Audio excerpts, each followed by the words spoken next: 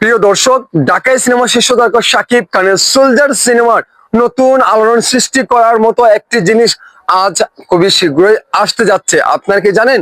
আপনারা কি বুঝতে পারছেন কি আসবে?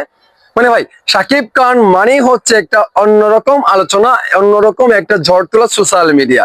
টিকটক, ফেসবুক, ইনস্টাগ্রাম সবকিছুতে এটা ভরপুর থাকে শাকিব খানের এই যে কোনো কিছুই আসলে।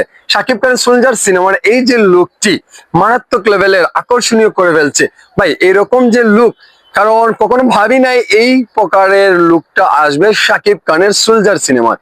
এই যে একের পর এক ভিন্নভাবে শাকিব খান নিজেই নিজেকে ছাড়িয়ে যাচ্ছে, বিশ্বব্যাপী তার সিনেমা মুক্তি পায়। এখন সোলজার সিনেমাটি ঈদ ছাড়া মুক্তি দিয়ে দেখাবে আমাদের শাকিব ফাহাদ। সো এটা আমাদের জন্য খুব এক্সাইটেড একটা বিষয়, কারণ অনেকেই কি বলে শাকিব খান শুধু ঈদে এখন সিনেমা মুক্তি দেয় না। রে ভাই, শাকিব খান যখনই ইন্ডাস্ট্রি হাল ধরেছিল এখন পর্যন্ত তো আছে শাকিব খানের উপর নির্ভরশীল এখন ইন্ডাস্ট্রি।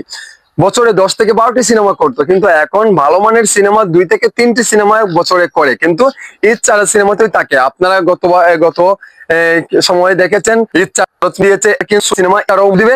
এটার জন্য বিগ বিগ শাকিব খান তো নতুন অনেক কিছু দিয়েছেন। এখন